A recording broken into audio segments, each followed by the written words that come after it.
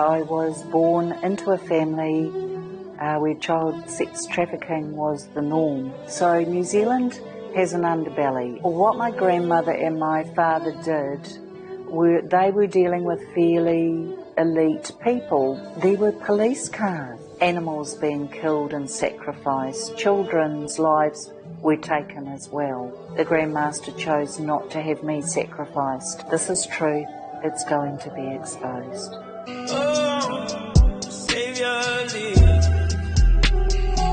Hello everyone, and a big special beautiful hello to you wonderful survivors of child sexual abuse out there.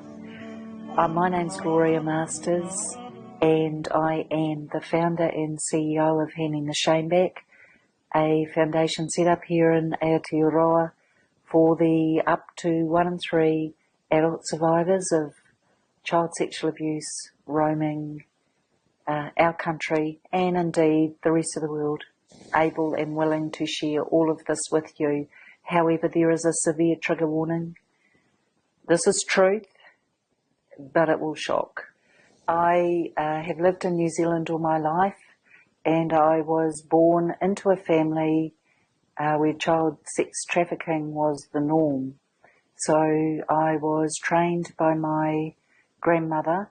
My father sexually abused me basically from the time I was born, and he leased me to his friends, to some gangs. There were only 3 in New Zealand at the time, and to the Freemasons, among others.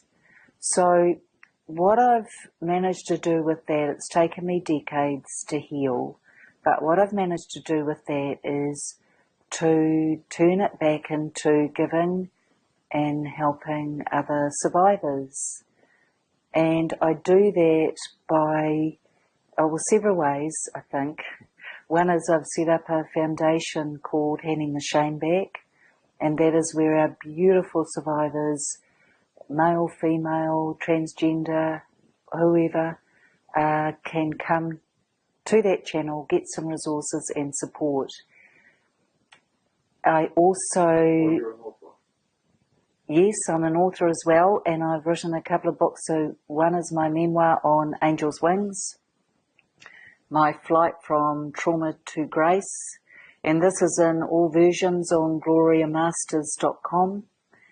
It's not a pretty read, it's a tough read, but it's truth, and it's time for truth to be revealed. The second book I have written for our beautiful survivors out there, and it's called Flight Path to Healing, and this is an experiential guide. So what I mean is you can pick up the book and open to any page, and you will have some snippets and some ideas to help support and guide you on your journey. It's your flight path. So we end the book with a CSA, Child Sexual Abuse Survivor degree, because that's what you deserve, and you should have had that from day dot. Not the experience, but the degree in overcoming. One of my earliest memories was being, I must have done something that my father didn't like, and to be fair, I would say he was a psychopath, and I label him as that because no one could do to their beautiful daughter what he did to me with no remorse or regard. And so what happened was something had angered him. So he pulled me by my hair and put me in the garage where there were some apple crates. He put me inside an apple crate, and back in those days they had slats. Apple crates had slats. He threw me in there. I would have been about 3, and then he nailed another apple crate on top of me, and that was my punishment. And my mother was not around. She was a classic narcissist. So what that is someone who can only see themselves, their own needs, and believe they are above everyone else. And if you fit in and do what a narcissist wants, as in my mother, then you may get some positive feedback.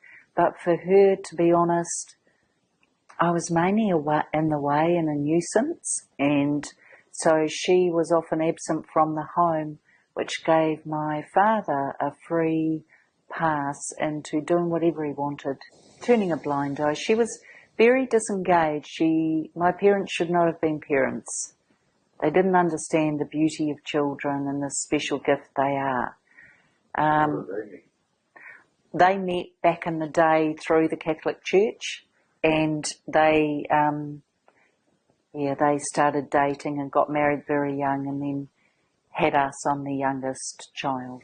To be honest, for a grandmother to be paid a commission to train her beautiful granddaughter into how to be a sex slave and appealing to men and women who would pay money for that, suggested to me that this was well known to her and part of her history, and for my father to have been willing to do that as well and give me to his friends or sell me to his friends was so easy for them that I don't know, but I suspect it was also a feature in their lives. But I do think child sexual abuse affects up to 1 in 3 adults. And I don't say that lightly. New Zealand lead the world in child sexual abuse. We know that by the time a girl is 16, she will have been sexually abused. Not might have been, will have been, up to 1 in 3. They say that for boys the number is between 1 in 4 and 1 in 6. But I'm here to say I think it's a lot more than that, because for our beautiful men who have survived this, there's not permission for them to speak out easily. They're conditioned, you see, to be strong and take a concrete pill and not have anything bad happen to them, because they're meant to look after the rest of us. So the numbers are huge. We lead the world. We also lead the world in infanticide, suicide, domestic violence. Need I go on? So New Zealand has an underbelly, and we are not dealing with this. Well, because my mother was largely absent, my father had free rein. And because of the leasing out to the gangs and to the Freemasons every month, what that meant was he became very, very wealthy. And to the point where he imported one of the first Pontiacs into New Zealand in 1968. One of my earliest memories was being at my grandmother's house, and she lived near central Auckland. She was quite central, and she had a house, I'm trying to think, it was the Newton area. And I remember I was 6 years old, and so I was at my grandmother's house, and she had dressed me up into a pretty dress and had given me a bath, which was very unusual. And I was sitting in her front parlour, and she said some very special men were coming, and that I had to do what they said and do anything they wanted, and then I would get an ice cream. And so up drove this car. It was a black car, and it had flags on either side of the windows at the front, and out of the car came 2 men, and they were in suits, quite dark suits, and I now know they were bodyguards. So the third person that emerged came into my grandmother's front parlour, and he was then taken.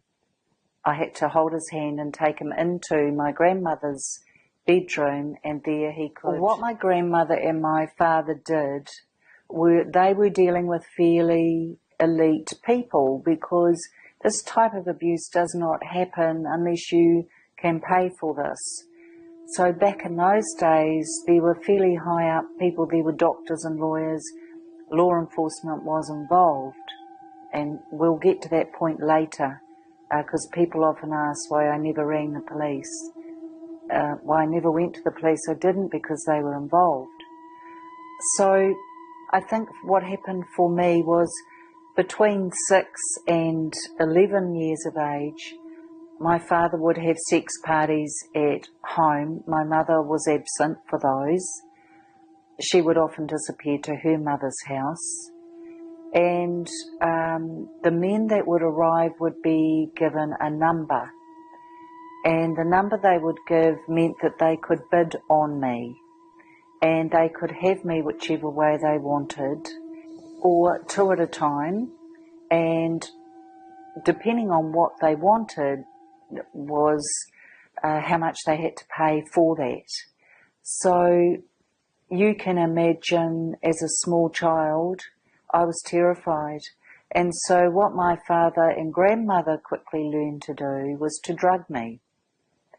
And so to drug me, can I tell you, I was grateful for the drugs, because I could not stay in my body during those experiences.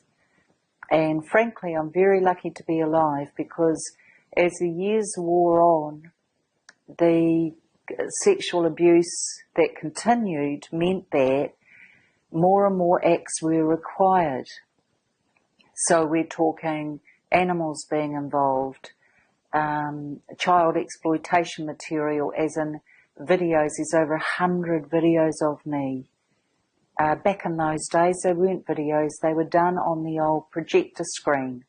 And I will never forget the sound of the projector screen whirring and the big leather case that these films would go into. But they were worth a lot of money. And so people, my father's friends and people he leased me to, would pay good money for that. So what that meant was I was always either drugged or starved, because the thinner I looked, the younger I looked, and the pedophiles would pay more for that. Oh, look, this is just a tiny bit of it.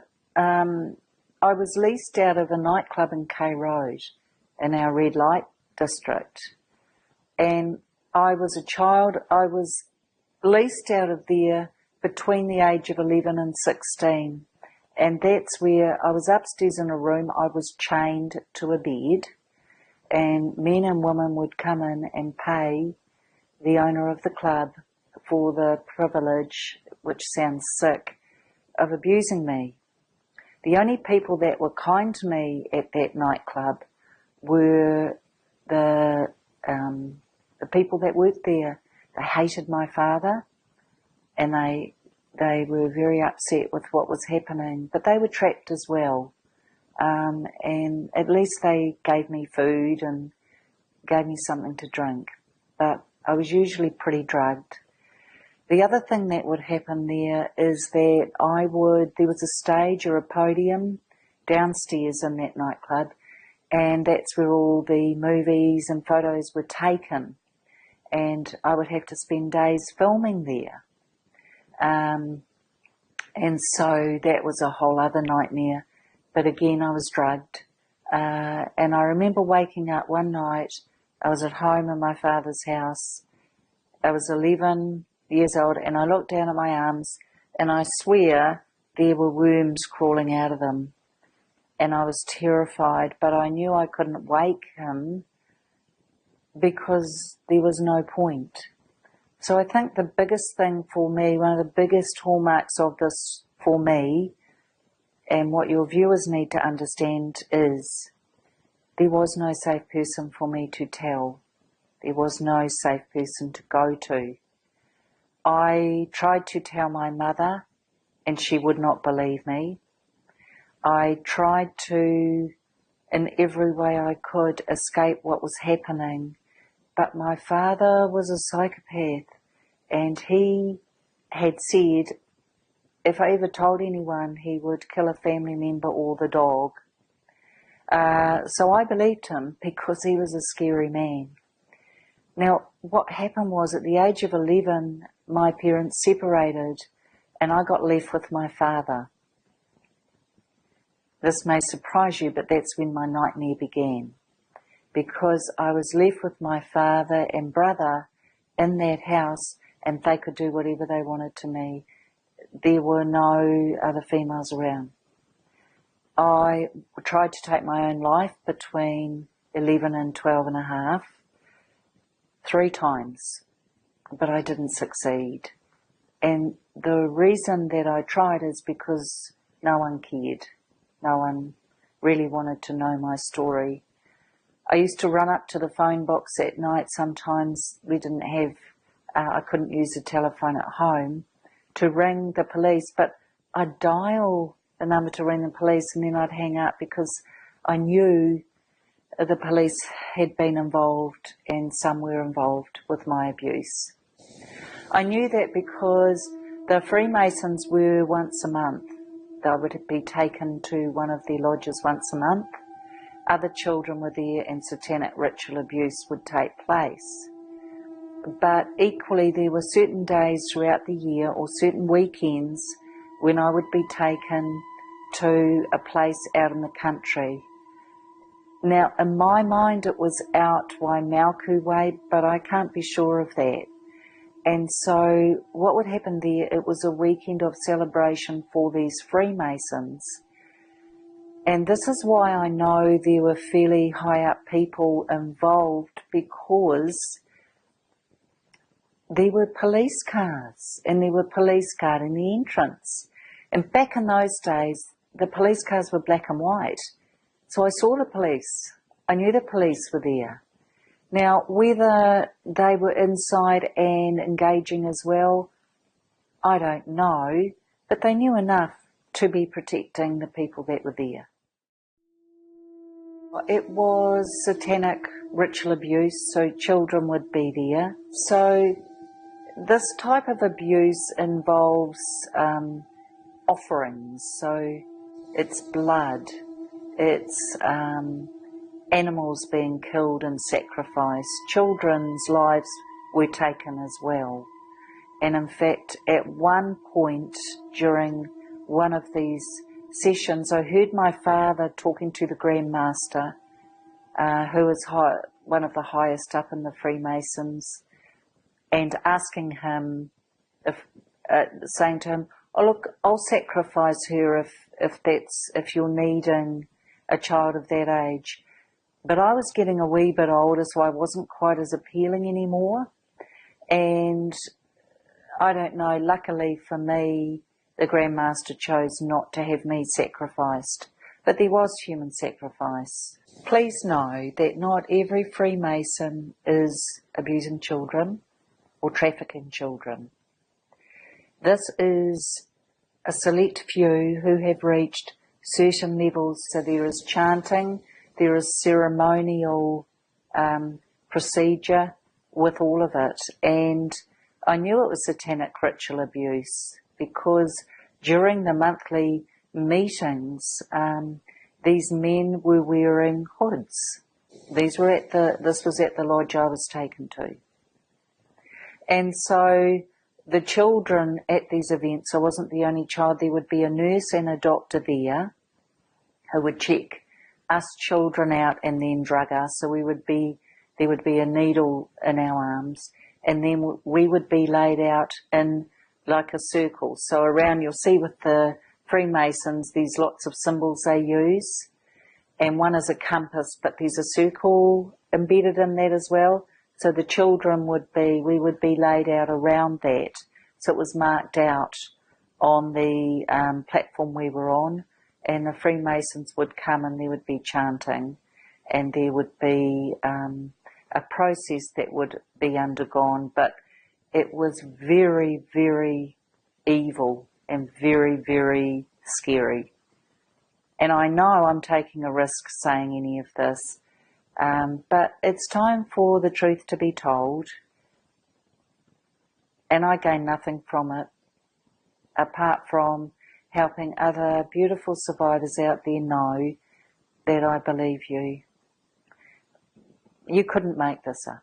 I believe I was born into this family and then highlighted or spotlighted as being a child who could be trafficked. And the grooming and the kind of mind control that took place just was beyond imagination. But please remember, and this is throughout the world, this is not just New Zealand, but please know that where neglect and abandonment exist, abuse will always find a home. And it certainly took pride of place in our home. So once my mother and the others had left, I was with my father and brother. It was, as I said earlier, those were the 18 months I was left there. I nearly died. I thought I was going to die, apart from trying to take my own life. My father, you see, had no measure on him. There was no one to stop him. And so one example would be, I would be stripped naked and treated like a dog. So they would tie a collar and leash around my neck, lead me around the floor on all fours, make me beg, pant, howl. My only way of communicating with them was like a dog would. And the reason for that was they wanted to laugh at me and ridicule me. I had to eat food off the floor only using my mouth. I could only lick water out of a bowl. I would be tied up on the back deck and left. And the reason they did that is because they could. My brother then became more involved and got his friends involved. So there were no hold barred on any of this. And I was also a slave in the home. So I had to do everything. I had to cook, I had to clean, I had to do washing. I was 11, I didn't know how to do much of any of it.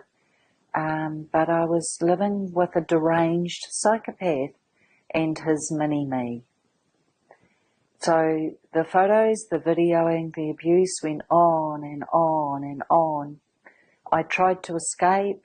I put myself in an abuser's boot one night, but unfortunately he brought me back the next day. I was desperate, you see, to get away. And then every second weekend I would go to my mother's, and she was a good, strong Catholic. And so being a good, strong Catholic, I had to put on that or take that persona. So for the 2 out of 14 days I was there, I would cling to her, I would cry, I would beg, I would hide. Don't take me back, don't make me go, don't take me back, don't make me go. But she always would. Now, as a mum myself, can I tell you, you don't ignore that. You can't ignore that. So she was very complicit, very complicit. The child that left her house on a Sunday night was never the same child that arrived the Friday later. Very lucky to be alive. I will not overstate that. At between 11 and 12 and a half, I was with my father, left there. A miracle occurred. So I had my angels around me, and a miracle occurred because at 12 and a half, I came home from school early one day, and keep in mind my only safe place was school. And at school I could be me. And so I was out of control.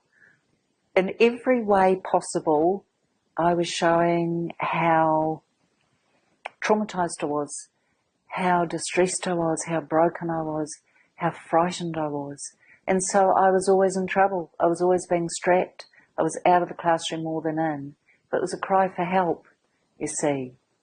Instead of saying, there goes that naughty girl again, perhaps if teachers had asked, what's happening in her life? An outcome may have been different. But at 12 and a half, I walked home and I heard laughing. And in my father's room was he with a woman, and I just went into shock because you've got to remember I was trained to be his mistress. So I was his mistress, his slave, his everything, and conditioned to be that. So I went into shock and I turned and ran out of the house, up to my mother's house, which is about 5 kilometres away, and I couldn't speak. I was terrorised. And for the first time, she looked at me and asked what was wrong. And I said, he's got this woman in his bed, he's got this woman in his bed. So she rang the Archbishop of Auckland, who she was friends with, and his words were, get her out of the house. It's not safe for her to be there living with an adulterer. Let that sink in. It's okay for me to be abused, sold, leased, trafficked, filmed, terrorised, traumatised, drugged, nearly killed, but he's an adulterer. So anyway, I think that saved my life because she had no choice but to remove me from his care. Now that wasn't what she wanted, to be fair. She didn't really want me at all. I mean, as you would imagine. If she had, I would have been with her. So I was so excited about being able to live with her, but she took me back to him, and I had to be the one to tell him I wouldn't be there anymore. And I begged her, come in with me, I'm scared of him, I'm scared of him. She wouldn't do it. Of course she wouldn't do it. She hadn't been there for me at all prior to that. So I went in and told him I couldn't be there anymore. So as we drove away, I was just in shock and very traumatised, as you would appreciate. But then my whole world fell apart, if you can appreciate, because she then let me know I would have to go back to him every second weekend. Can you imagine the horror of that? That was actually worse. Because I thought I was safe. So for 12 out of 14 days between the ages of 12 and a half and 16, I was relatively safe. No one was abusing me. No one was hurting me. Yes, I was ignored most of the time. That's how my mother worked. I was a nuisance. But those 2 days of every fortnight and half of school holidays, I was back with the monster. And do you know what? He made sure I earned money for him. So the dilemma for me, it nearly broke me having to go back. But somehow I made it through. At the age of 16, I didn't have to see him again. So I didn't. Yeah. So the law, legally, I didn't have to see him once I turned 16, so I never did. I was able to make that choice. So at family weddings and funerals and things, I had to be there, but I never willingly spoke to him or saw him again. Tried to bribe me, but the child who was 11 was no longer in existence, and the child who was 16 knew. So as you can appreciate from that point, it was disaster. Because I was a broken, traumatised child. I was a wreck. I was a complete disaster. It's taken me decades to heal from this trauma. One of those incidents is enough to break a person. But what happened was I developed what you call this false self, and this false self was what got me through life. So I was able to put on a smile, put on the charm, put on the persona. And because I could do that, it got me through and it got me engaged. But of course, once I didn't need it anymore, I was highly dissociated and traumatized. Dissociation is where, for survivors, what we do is we leave our bodies and it's almost like we look down, so we can see what's happening to us, but we're no longer in there. And we do it because it's like our mind protecting us from the trauma. A good example is being in a car accident.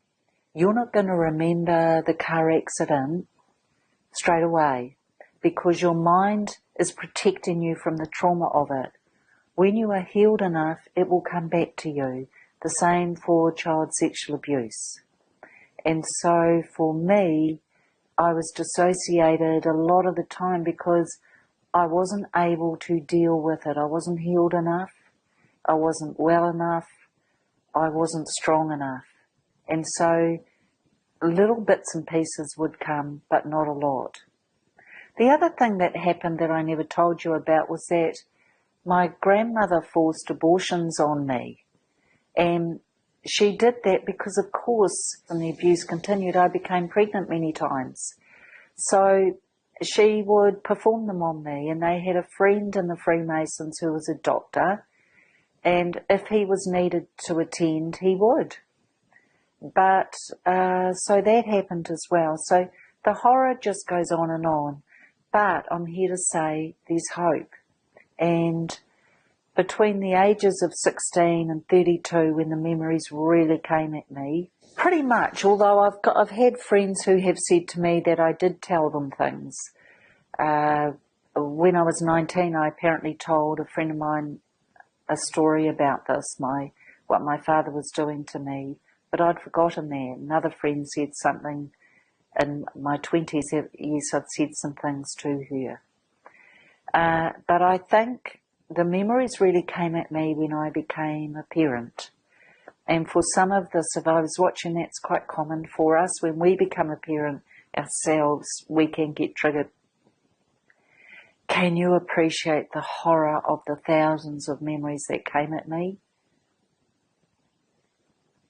To be honest, I don't think I would be here today had I not been a mum, because I didn't want to deal with what was coming at me. It was so scary and frightening. As a result of me telling my story, I have lost my entire family. They never wanted this to be out there. They would prefer this was not known. My mother's condition was, and I tried many times to change her mind. I could be in her life if I chose never to discuss this again and stop bringing this to the fore. I can't do that. I have to have my own back. I have to live in truth. And that is why I'm speaking out. This is truth. It's going to be exposed.